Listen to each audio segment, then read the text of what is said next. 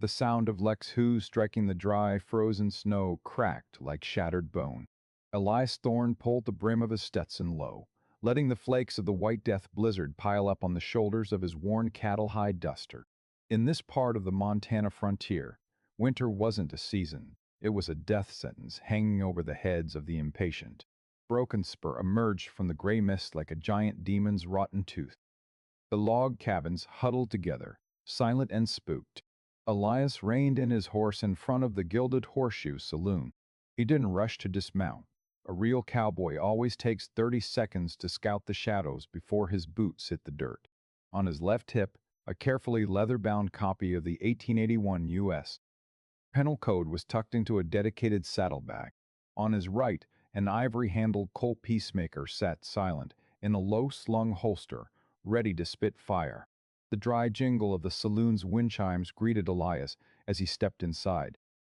The heat from the hearth mixed with the smell of cheap suds and horse sweat, the signature scent of the Wild West. At a round table near the bar, a young buck in a gaudy yellow bandana stood up, pouring a glass of whiskey straight onto the head of a trembling, blind old man. "You senile old fool, touch my hand while I'm betting again, and I'll hamstring you." The kid let out a wicked laugh, reaching for his holster with a $10 swagger. Elias Thorne didn't tip his hat. He walked forward, his spurs ringing rhythmically against the floorboards. According to the Montana Territorial Penal Code, Section 4, Article 12, regarding public disturbance and assault on a defenseless person, Elias' voice was low, cold, and echoed like a funeral bell in the dead of night. "You are looking at 6 months of hard labor or $100 fine. And if you draw that iron, the charge shifts to second-degree attempted murder." The kid froze, his eyes bloodshot from the booze as he sized Elias up. "Who the hell is this? A lost preacher or some cowpuncher playing lawyer? I'm the man who'll carry out the sentence if you don't apologize to the old-timer and get lost right now," Elias replied, his ash-gray eyes unblinking. The kid let out a roar and yanked at his grip. But before his barrel could clear leather, a thunderous crack ripped through the room. Acrid gun smoke filled the space between them. The kid shrieked in agony as his revolver went flying, blood from his wrists splattering onto the wood. Elias stood his ground, a thin wisp of smoke curling from his Colt. He hadn't aimed for the heart, he'd simply disarmed the punk. "Justifiable self-defense," Elias said flatly, giving his cylinder a short spin before holstering up. Outside, a sudden commotion erupted from the post office across the way. Elias stepped to the door just in time to see something that made his brow furrow. Two brutes in dark coats from the Iron Cross Railroad Corporation were hauling a young woman off the porch. It was Sarah Miller. Her face was pale from the cold and fury, but her deep blue eyes burned with true grit. One of them held up a paper with a bright red seal. "This is a county court seizure order. The Miller Ranch is 6 months past due. Sign here, or we're throwing you and those orphans out into the street tonight." Elias stepped into the snow-covered street, blocking their path. "Let me see that paper. Beat it, drifter." "This is Iron Cross business and county law," the leader barked. Elias didn't waste words. He snatched the paper so fast the man couldn't react. He scanned the signature and the seal. A faint, dry smile touched the former judge's lips. "Judge Harrison died of cholera 3 months ago in Helena. This seal is a cheap knockoff, and the emergency seizure clause you're citing was scrapped 2 years ago by the state legislature." Elias tore the paper in half, tossing the scraps into the biting wind. "Forgery of public documents and attempted extortion. Do you want me to read you the sentencing, or do you want a taste of my second bullet?" Silence fell over the main street of Broken Spur. The two hired guns traded looks, a flash of terror hitting them as they realized the cowboy in front of them wasn't someone to be trifled with. They backed off, hands hovering over their weapons, but not daring to draw. "Silas Vane won't let this slide, stranger," the leader snarled before mounting up and vanishing into the whiteout. Sarah Miller stood there, her breath hitching in the freezing air. She looked at Elias, her hand still shaking but her voice steady. "Why help me? In these parts, folks only help if there's a prophet or a gun to their head." Elias Thorne led Lex over to her. "Because I hate a false verdict more than I hate Montana weather." And because your ranch isn't something men like Vane get to take with a scrap of waste paper. Before Sarah could respond, the thunder of hooves echoed from the end of the street. The two goons were back, but this time they had four others in tow. Sparks flying from horseshoes hitting flint signaled a no-quarter pursuit. "Mount up," Elias shouted, reaching down to pull Sarah up behind him on Lex. The jet-black Mustang lunged, opening up into a dead run through the fog. Elias didn't head for the main road. He cut into the narrow alleys of the old mining district, where broken timber frames cast shadows like ghosts. Behind them, the lead started flying bullets, whistling past their ears like the moan of the wind. As they hit a narrow grade leading up to a high bluff, Elias suddenly hauled on the reins.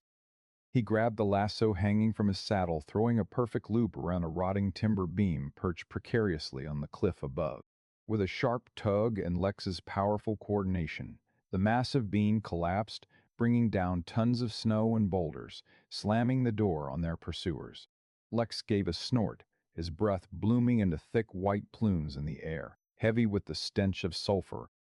Sarah Miller gripped Elias's leather belt tight, feeling the granite-steady presence of the stranger's back. As they crossed the ranch boundary, the bone-chilling Montana cold suddenly backed off, replaced by a humid warmth rising from the earth. The Miller Ranch was like nothing Elias had ever seen in the high country. Under the milky moonlight, the valley revealed itself in patches of eerie, lush green amidst the vast snowpack. Plumes of steam from geothermal springs shot skyward, shimmering like dancing wraiths. Elias reined in before a sturdy two-story log house. The amber glow of oil lamps spilled from the windows, and almost instantly 3 kids, maybe 10 to 12 years old, bolted into the yard, clutching wooden clubs and an old fowling piece.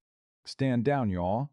It's just me," Sarah called out, dismounting quickly to gather the smallest shivering child into a hug. Elias climbed down slow, his boots thudding against the warm, damp ground. He sized up the kids' faces smudged with coal dust, but eyes carrying 1,000-yard stare far beyond their years. They weren't Sarah's by blood, he could tell by their features, but the way they stood guard over that house spoke of a bond thicker than water. "This is my home," Sarah said, her voice raspy with exhaustion but standing tall. "And these are the children of the valley. Their folks were buried in Silas Vane's silver mines when a shaft caved in last year. Vane didn't pay a red cent in restitution. He kicked 'em out into the winter.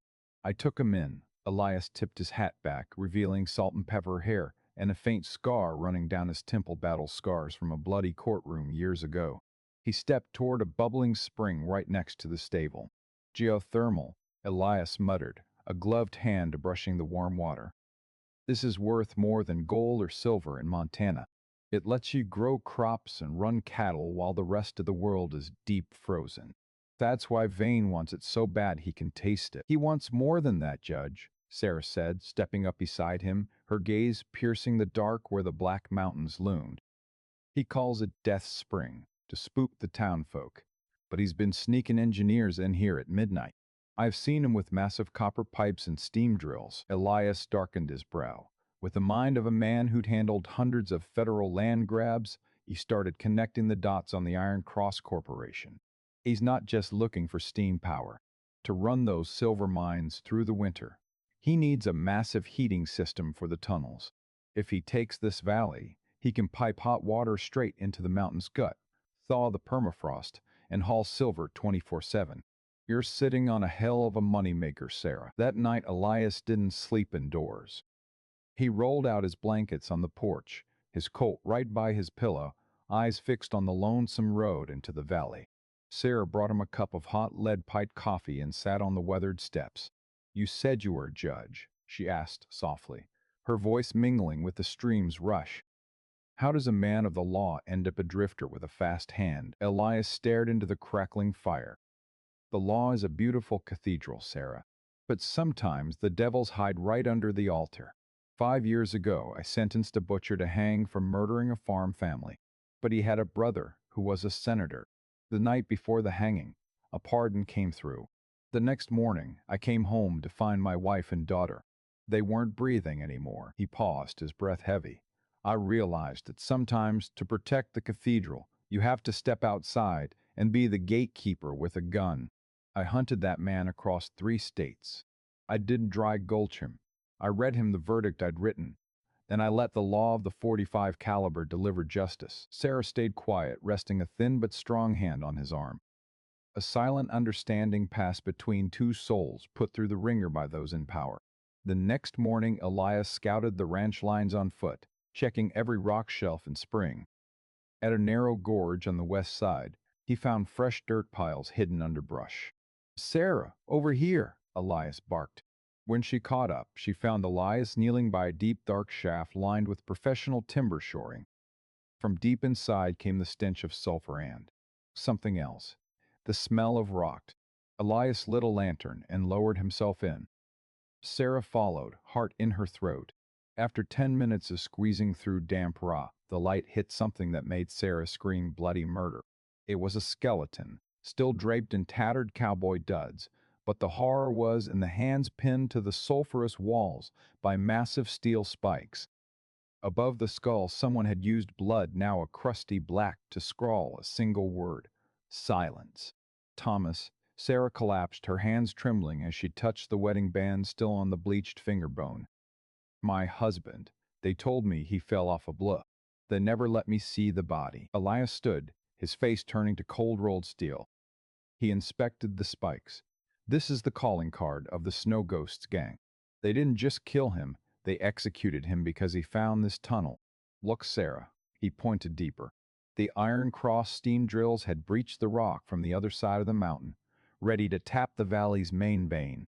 Silas Vane had been poaching long before he tried that fake seizure order. He murdered your husband to cover his tracks, then tried to bleed you dry so he could snatch the rest of the ranch, Elias said, his voice dropping to a dangerous rumble. "This isn't a land dispute anymore. This is first-degree murder and federal racketeering." Elias picked up a piece of oilcloth near the body. It was the original survey map Thomas Miller had died protecting. It clearly stated the mineral rights belonged to the Miller estate in perpetuity. "Here's our hole card," Elias said, handing her the map and helping her up. "They think you're just a helpless widow who don't know the law. They don't know Thomas left you a will written in blood." As they climbed out of the cave, the weak Montana sun was blotted out by a massive shadow on the horizon. A column of riders was entering the valley. Leading them was a man in a fine black velvet suit, sitting his horse like a predator on the prow. Beside him was a gunslinger, with a face full of scars and a heavy iron chain wrapped around his neck instead of silk. Silas Vane and Jebediah, the hangman, had arrived ahead of schedule. Elias Thorne pushed Sarah behind him, his hand hovering over the grip of his peacemaker. Lex, the black Mustang, stepped up beside his master, baring his teeth as if he could smell the wolves. The hoofbeats pulled up about 10 yards from the Miller porch, leaving a heavy, pressurized silence between the two sides. Silas Vane took his time peeling off his goatskin gloves, his gaze flicking over Sarah, who was shaking with suppressed rage, before settling on Elias Thorne. He eyed the Colt on Elias' hip with the disdain of a man who believed gold could snap any steel barrel. "Judge Thorne," Vane spoke, his voice smooth as silk but cold as pond ice. "I heard about your little performance in town. Winging a drunkard's wrist, a rare mercy. But out here in Black Ridge, mercy is usually a fast track to the graveyard." Elias didn't offer a word. He stood his ground, feet shoulder-width apart, weight centered the stance of a lawman who had survived the 100 high-noon showdowns. Jebediah, the hangman, nudged his horse half a step forward. The iron chain wrapped around his neck clinked dryly, a sound that was the last thing many of this county's debtors ever heard before being strung up from an oak limb. "I'm here to make one final offer," Bang continued, pulling out an ivory pipe. $10,000 in cold hard cash. Enough for Mrs. Miller and these orphans to live like royalty in San Francisco. In exchange, Judge, you just climb on your horse and forget that Sulphur Cave ever existed. 10,000 for first-degree murder and federal claim jumping? Elias smirked, the smile never reaching his ash-gray eyes. "You're lowballing me, Vane. Under federal law, your crimes are worth a hemp rope and a pine box." Vane's face hardened. He gave a slight nod to Jebediah. The killer with the iron chain bared his yellow teeth in a grin. With a sudden snap of his wrist, The chain lashed out like a sidewinder, coiling tight around a porch pillar and yanking hard. The wood groaned and splintered, showering Sarah with dust. Tomorrow is the deadline, Vane said, his voice stripped of its polite veneer. If that contract isn't signed by sundown, I'm leveling this valley. The springs will run red with blood before they ever thaw the ice in my mines. Jebediah, let's ride. The riders wheeled away, leaving a screen of dust and an air thick with bad blood. Elias watched them go, his knuckles white against his revolver's grip. He turned to Sarah, who was staring toward the cave where her husband had been dry-gulched. We don't have 48 hours, Elias said grimly. Vane is the type to strike while the iron is hot. He'll hit us the second we blink. He called the three orphans over. The oldest, Caleb, had eyes smoldering with hate. Elias placed a hand on the boy's shoulder. You know every nook and cranny of this valley, don't you? Caleb nodded. I trap rabbits north and west of here. Good. I need you to take this letter to Broken Spur. Avoid the main trail. Take Devil's Gulch. Find the U.S. Marshal's office. If they ask who sent it, tell them it's from the man with the scales. Elias scribbled a few lines on oilcloth, sealing it with a drop of candle wax. After Caleb vanished into the night on a small mule, Elias began turning the Miller Ranch into a killing floor. He directed Sarah and the other two children to gather every drop of kerosene in the shed. They didn't pour it on the ground, they soaked dry hay bales and tucked them under the lush grass along the main approach. Elias calculated every firing lane and geothermal blind spot. He knew that at 10-1 odds, Lade was secondary fear, and the high ground would decide this. Sarah, take this Winchester. Elias handed her the rifle as they hunkered behind large limestone boulders. Don't shoot to kill at first. Aim for those kerosene jugs I set out.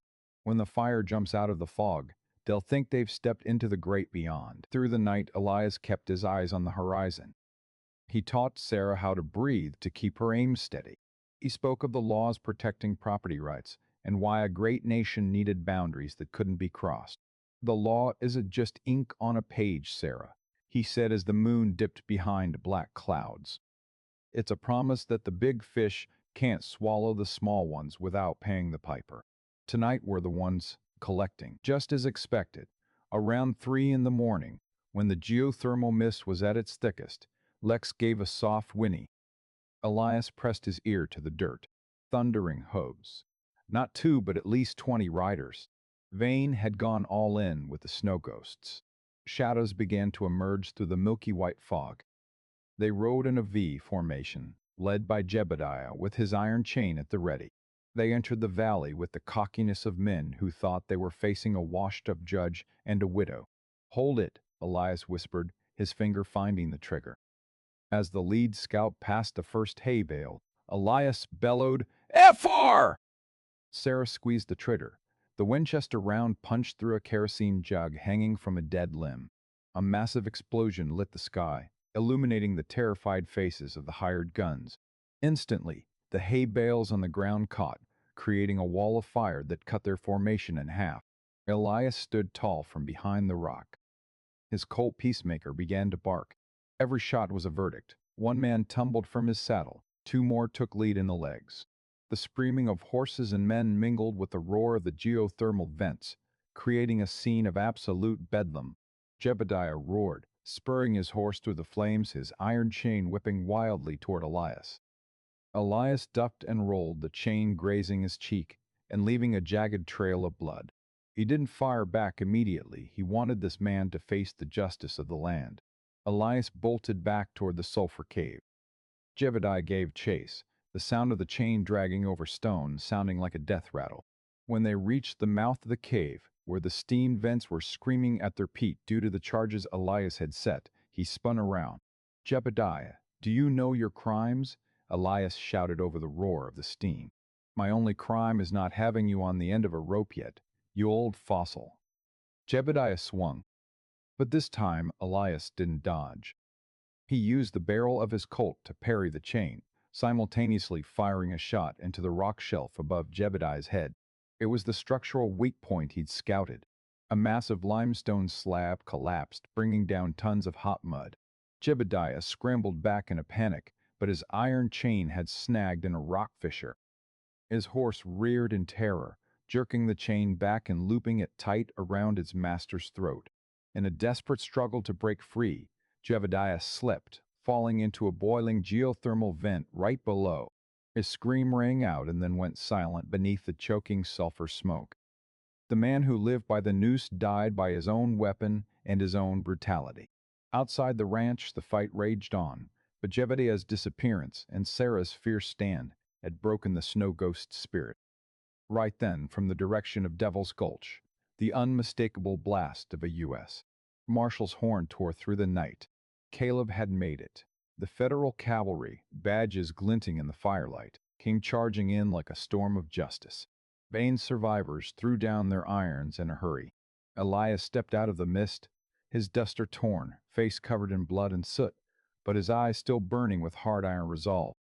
He saw Sarah holding the children, her rifle still smoking. They had held the valley. They had kept the promise to the dead. However, among the captured outlaws, Silas Vane was nowhere to be found.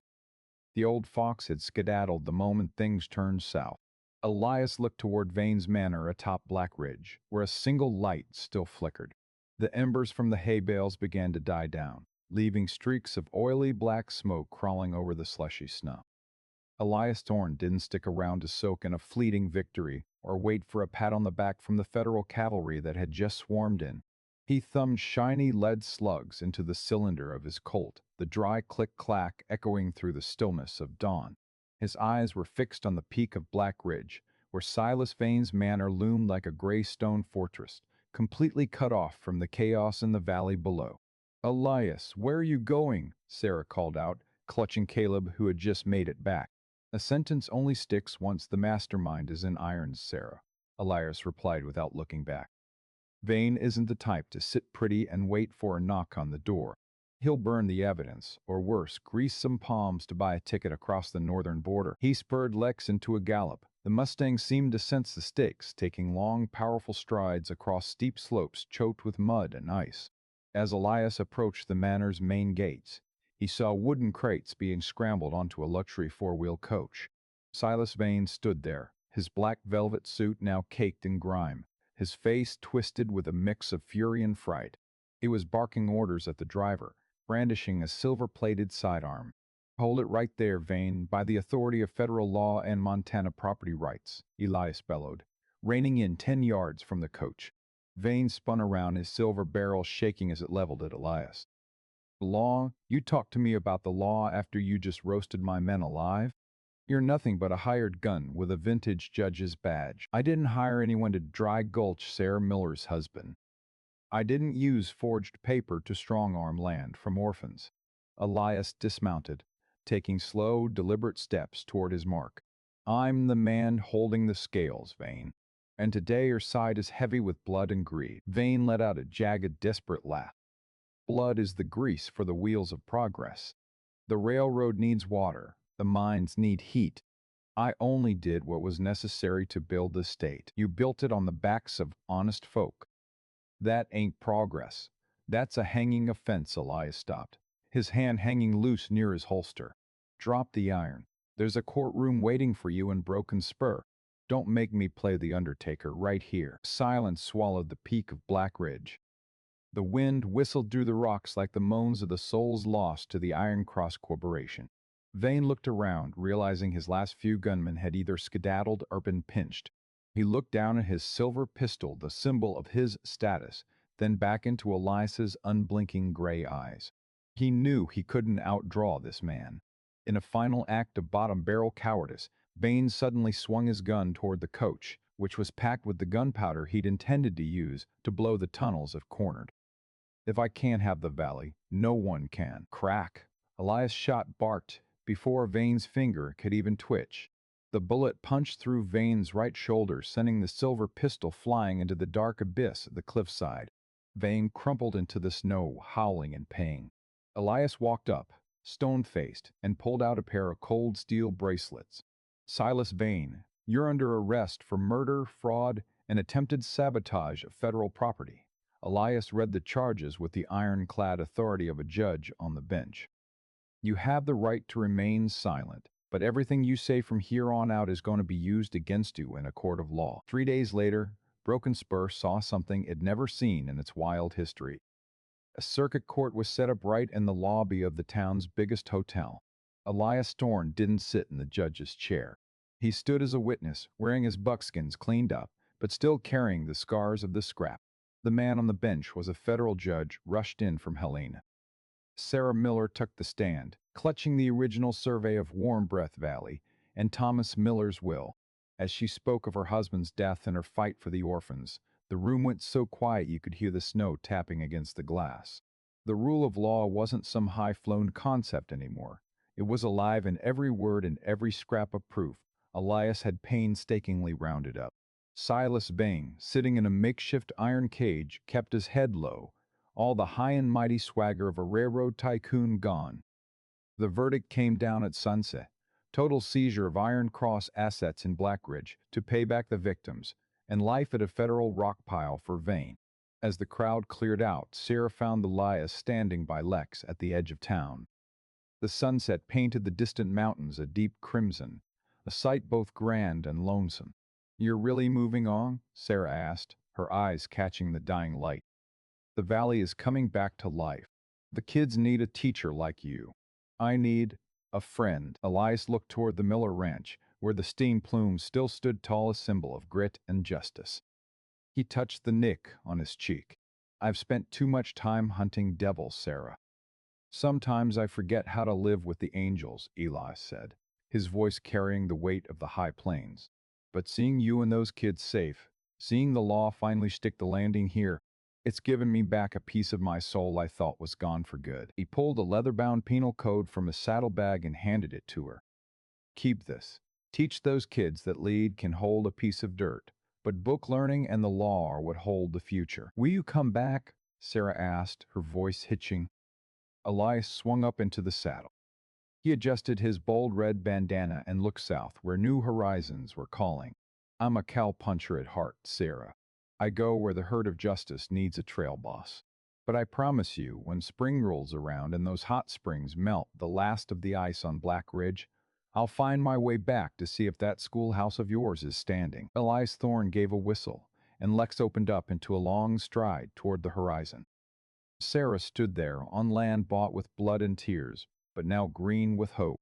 She watched the lone cowboy fade into the ancient pines, knowing deep down that no matter how far he rode, the lamp in the window at the Miller Ranch would always be lit, waiting on his return,